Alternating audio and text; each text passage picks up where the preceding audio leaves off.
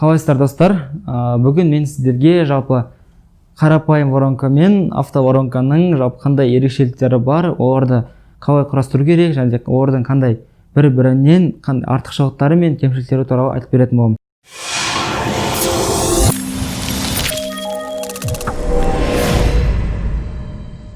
Достар, менің есімім Тасболатов Бауыржан. Егер де бұл каналға жазылмаған болсаңыздар, міндетті түрде подписация бөліміне басып, подписка жасап алыңыздар. Себебі біз алдағы уақытта автоворонка байланысты өте көптеген барлық студентке болсын, кәсіпкерге болсын, немесе маркетологқа болсын, керекті пайдалы ақпараттармен бөлісетін боламыз.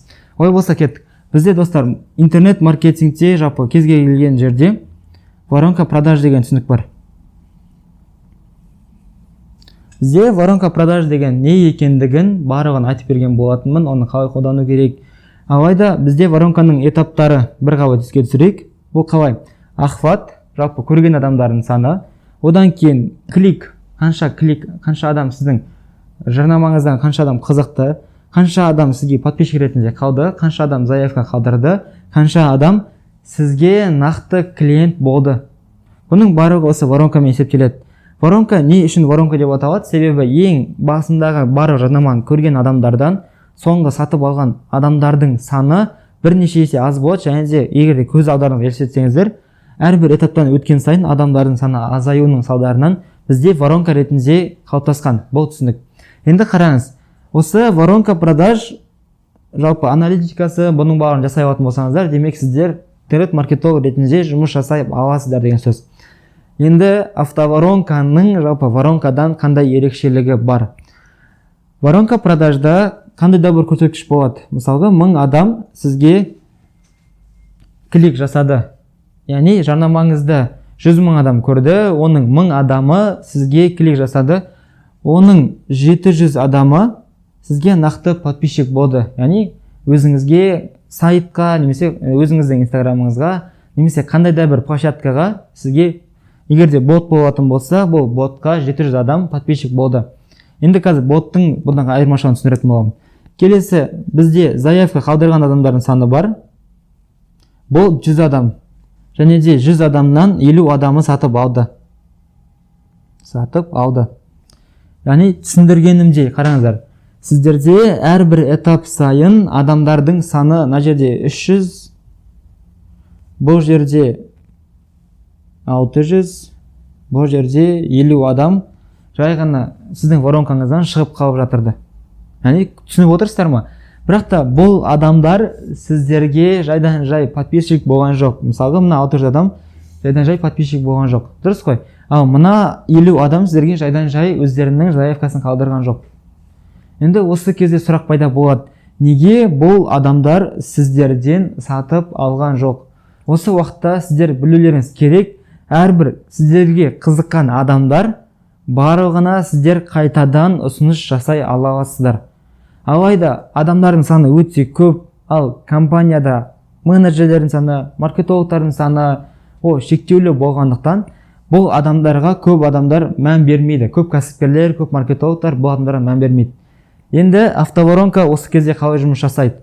Мысалға қараңыз, сізде 1000 адам кірді. Ол 1000 адамның 700-і қызықты, 700-ден 100 адамы сіз айтқандай заявка қалдырды. Ал қалған 600 адамды біз автоматты түрде алдын ала дайындалған скриптер бойынша жауатуға тырысамыз.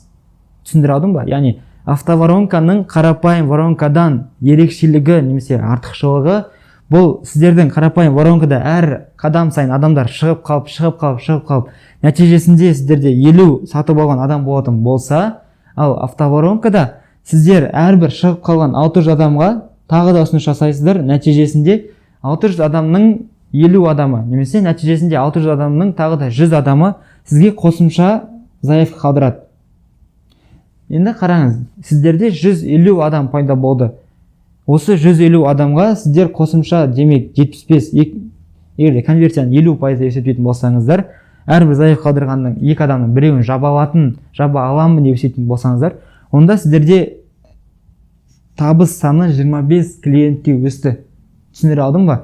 Яғни қарапайым воронканың этаптары бұл дұрыс жасалынған, жалпы сіздердің барлық кезеңдеріңізді дұрыс көрсететін, қай кезеңде көп адам шығып қалып жатыр, қай кезеңде сіздерде тағы да дорабатывать ету керек, оны көрсететін.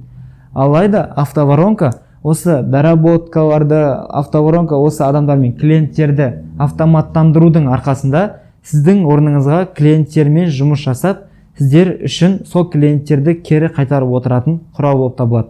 Неге автоворонка деп аталынады? Бұл қарапайым воронканы сияқты жұмыс жасайды, алайда оны чат-бот мессенджерлері, яғни мессенджердегі чат-боттар құрастырады. Негізінен тек мессенджер емес, сонымен қатар почтада да құрастыруға болады, email почтасы арқылы. Алайда ол жақта сіздерде, біздің Қазақстанда, әсіресе жалпы қазақ аудиториясында почтамен көп адамдар жұмыс жасамайды.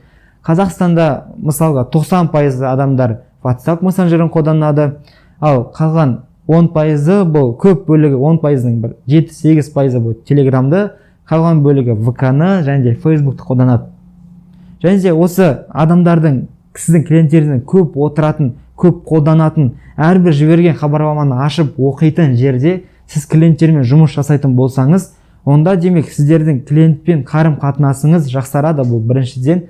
Екіншіден, сіздің конкурентке қарағанда бірнеше есе алға шығу деген мүмкіншілігіңіз пайда болады. Үшіншіден, сіздің орныңызға алдын ала дайындалған скрипттер бойынша сіздің клиенттеріңізбен чат-бот мессенджерлері жұмыс жасайды. Яғни автоворонка не үшін кез келген бизнеске жасауға болады? Себебі кез келген бизнесте воронка продаж болады, түсіндіре алдым ба? Ал кез келген воронка продажды автоматтандыруға болатындығын сіздерде осы сабақта түсіндіңіздер. Жалпы автоворонканы қалай құрастырады? Егер де автоворонкаға қызығатын болсаңыздар, онда комментарийге осы автоворонкаға байланысты өздеріңіз сұрақтарыңызды қойыңыздар. Ал егер де толық ақпарат білгілеріңіз келетін болса, номер қалдырсаңыздар, біз сіздерді вебинарға шақырып, сол вебинарда тағы да түсіндіретін боламыз. Енді достар, сіздерге ең керекті ақпарат айттым. Егер де осы ақпаратта сіздерге шынымен де пайдалы, сіздерге нақты инсайт берген болатын болса, онда лайк басып, өздеріңіздің осы каналға подписация бөліміне басыңыздар. Себебі алдағы уақытта сіздерге шынымен де пайдасын тиетін ақпараттармен бөлісетін боламыз. Рахмет.